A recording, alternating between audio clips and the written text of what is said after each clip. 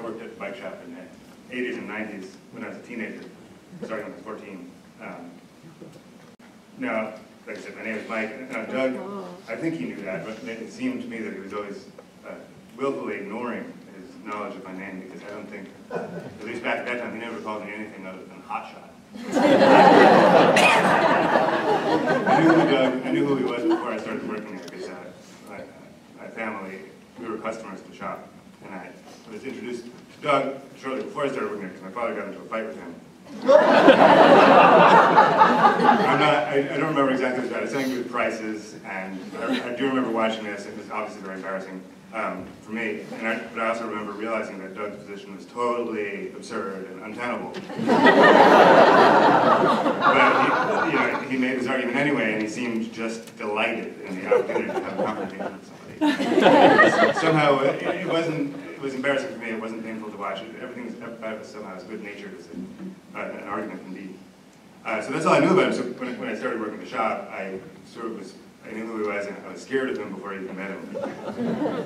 And the first couple of days I worked there happened to coincide with his days off, or maybe he was away. So I sort of got comfortable at the shop, and then people were okay with me, and it was my first job. But finally, I showed up one day after school at Stuyvesant, and as soon as I walked in, Doug, who's repaired, stands right next to the front door of the shop.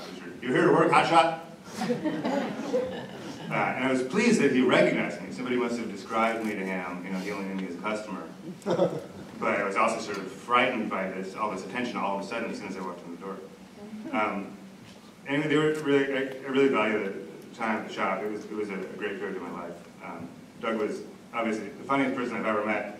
I don't need to go into any of that. I'm sure people have already talked about that, and more people will talk about it. But I certainly remember many times when I was unable to control myself, unable to control my body.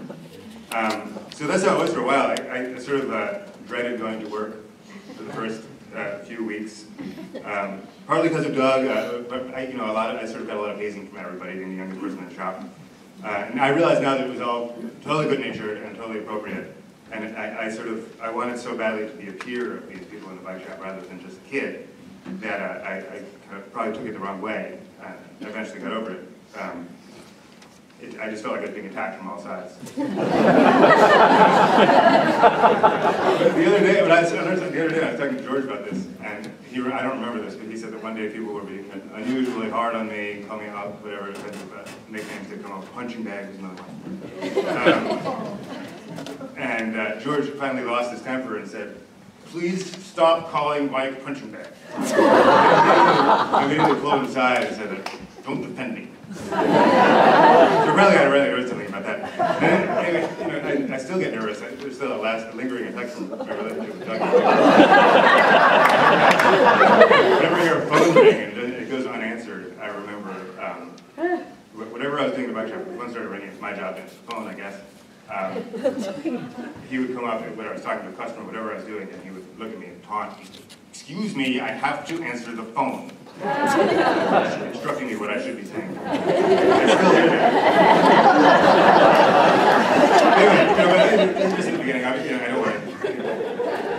This is starting to sound terrible. It all turned around one day when Doug was showing me how to accept a credit card payment in the bike shop one day, which at the time you had to call the credit card company and talk to somebody on the phone. And then there's a customer waiting to pay for something, and Doug was showing me how to punch some number in or slide the card thing or whatever, and the customer said something that I knew enough to let Doug take me in trouble. This guy said, "Why don't you run your little school another time? I'm in a hurry."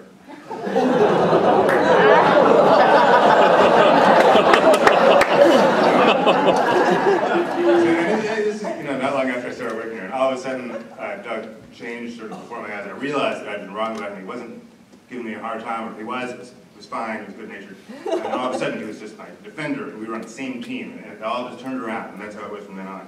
Couldn't, obviously, no time for this guy, his tone of voice, and it seemed to me that he responded to this guy even more fiercely than he would have responded to anybody with that tone, because I was the object of this guy's impatience, and I really let him have it. And I realized that I should be learning from Doug rather than fearing him.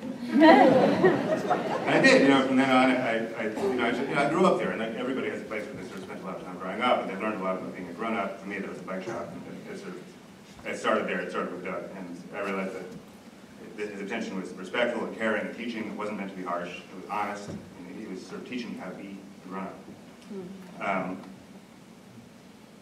The last time I saw Doug was I just ran into him in the street outside Grand Central Terminal, coincidentally. I consider myself something of an expert on Grand Central. I'm sort of a big fan of it. Doug and I have a lot in common in that sense. And he was jealous of his tour I got to go on at the sub-basement a couple of years ago. But when I was sitting outside on Lexington Avenue, he showed me something about Grand Central that I didn't know. And I was sort of embarrassed I didn't know it, but some of you may know that Lexington Avenue, there's an awning to protect people waiting for taxis and so on. And the cables holding it up are modeled to look like ships' lines, and there are rats running up them. And there are little, those cone-shaped things that keep rats from running up lines. Actually, I looked up today. I thought there might be a really cool nautical name for that cone-shaped thing. It's called a rat butt. But it turns out it's because of the Gray Bar building, which is upstairs from New York City. It's sort of the center of the shipping rail network, so it's a design element built into the thing. It's very clever. It's subtle. I never noticed it. Doug pointed it out. He's a totally different person. I remember he was telling me this. He was sort of in tour guide mode, I guess, and he seemed older and gentler and not condescending. I finally felt like an equal here. He was, I guess I was of about the age that he was when we worked together. I think he was in about his late 30s back then. He asked that from my parents, and threw in, and when he asked my parents, then my sister, but he effortlessly switched into this grouch of, and your sister. So even then, even so many years after working together, at 38, I felt like I was 14 again. Learning something from Doug, who's this kind, funny, and gentle man. Thank you for listening.